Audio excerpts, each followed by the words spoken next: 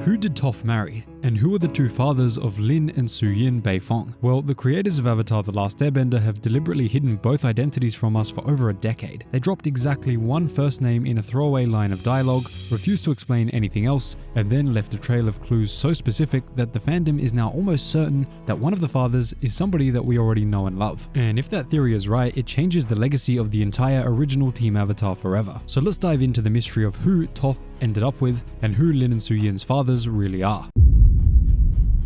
So before we get into the theories, we need to lay out exactly what we know for certain, using all canonical sources including the TV shows, the comics, the novels, and everything else that is canonical. So in the Legend of Korra, we learn that Toph had two daughters, Lin and Suyin, each with a different father. She never married either of them, and the show is pretty explicit about this. Toph raised both girls as a single mother in Republic City while serving as its chief of police, and she kept the identity of both of the fathers a secret for decades. The only reason we even know one of their names is because of an almost painfully casual moment in Season 4, Episode 10, Operation Beifong. Here, Bolin of all people just asks Toph point blank who Lin's dad is, and Toph, without even looking up, says his name was Kanto. She describes him as a nice man, she says it didn't work out, and sadly that's literally everything the show gives us. There's not a backstory, there's not a flashback, and there's definitely no follow-up. We just get a name and a shrug from Lin. As for Suyin's father, we don't even get that much. His identity is completely unknown. No name is given, there's no hints, and there's not even a confirmation from the creators. There's absolutely nothing. So the real question is, who are these two men that fathered Toph's children? And why did the show go so far out of its way to hide them from us? Well, that leads us into theory number 1.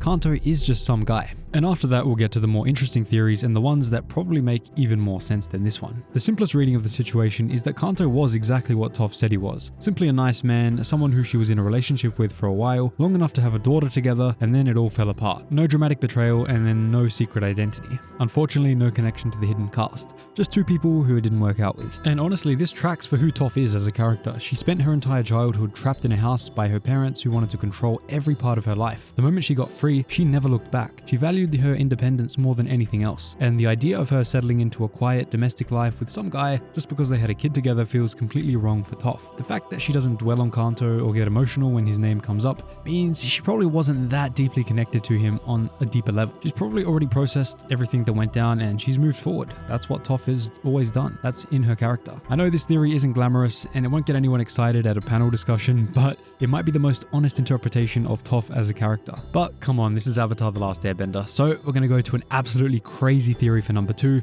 and that is that the Duke is Kanto.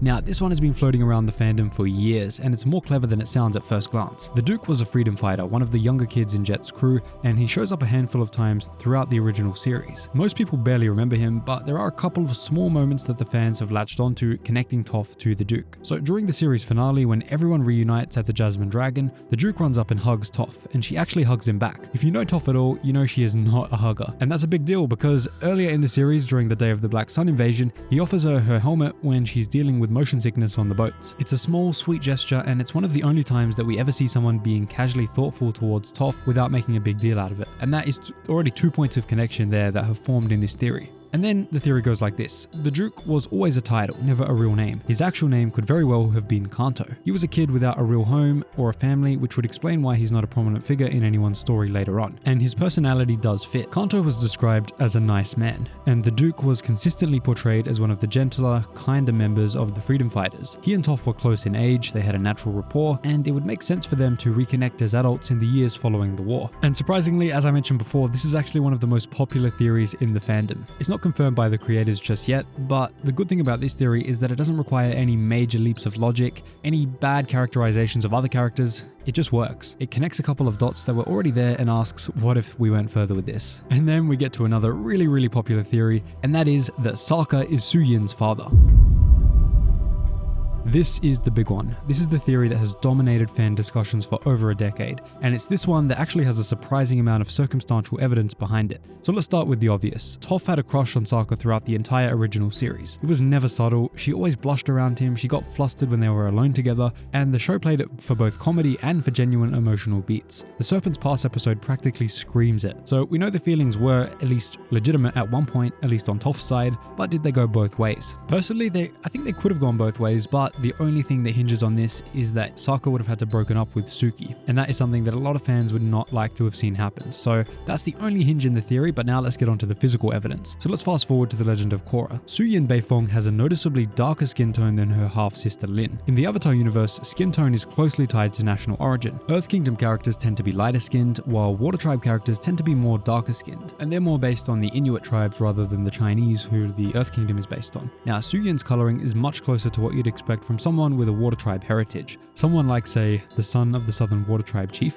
Sokka. I mean, if we do a hex color comparison between Sokka's skin color and Suyin's skin color, we get exactly the same tone, the exact same color code. Look at the faces. Huan's head fits nearly perfectly over Sokka's, with a slightly longer chin which came from his mother, Suyin. And then we get to the personality evidence. Lin takes after Toph almost entirely. She's blunt, she's stubborn, intense, and she went into law enforcement just like her mother. Suyin, on the other hand, is creative, adventurous, family-oriented, and most importantly, she's an innovator. She has a genuine sense of humor as well. She built an entire city based on art and innovation. That description sounds a lot less like Toph and a lot more like a certain boomerang-wielding plan guy that we all know, obviously being Sokka. Even Suyin's children bear a striking resemblance to Sokka at various stages in his life, which fans have pointed out with side-by-side comparisons that are honestly kind of hard to argue with. And I mean, just look at these photos on screen now. Look how similar the sons of Suyin look to Sokka at different stages in his life. One looks like Councilman Sokka, one looks like Sokka in his young days, and look at the skin tones, they're exactly the same, or very similar. To me, this is very compelling evidence because animators don't just put stuff in the show for no reason. Every frame has to be animated with purpose and with precision. So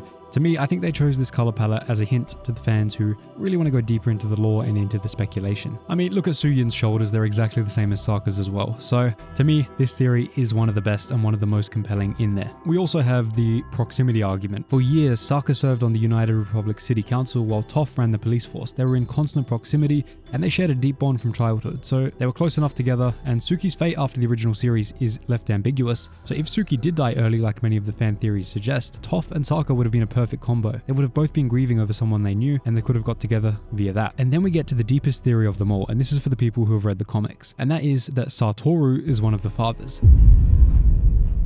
So for anyone who's only watched the animated shows, this name might be pretty new. Satoru is a character from the Avatar comics, specifically the Rift trilogy, which takes place between the original series and the Legend of Korra. He's an engineer and inventor who runs a refinery alongside his uncle, and when he meets Toph, he is absolutely starstruck by her. He idolizes her accomplishments, he's fascinated by metal bending, and the two of them develop a very obvious mutual attraction over the course of the comic. Toph develops a visible crush on him, and Aang even calls her out on it during an argument, pointing out that she's defending the refinery partly because she likes the guy that's running it. What makes Satoru an interesting candidate is that the comic was clearly setting him up as a love interest for Toph. The author of the Rift, Jean Yang, mentioned in the library edition that developing a romantic interest for Toph was challenging, but that he felt the right direction was someone who represented the future rather than the past. Satoru was an innovator building something new in a post-war world, and that fits exactly what the author was saying. Now, Satoru is specifically connected to Suyin rather than Lin, since Suyin shares his darker complexion, his wavy hair, and his passion for building and creating. Suyin literally founded an entire city based on innovation, like I said before,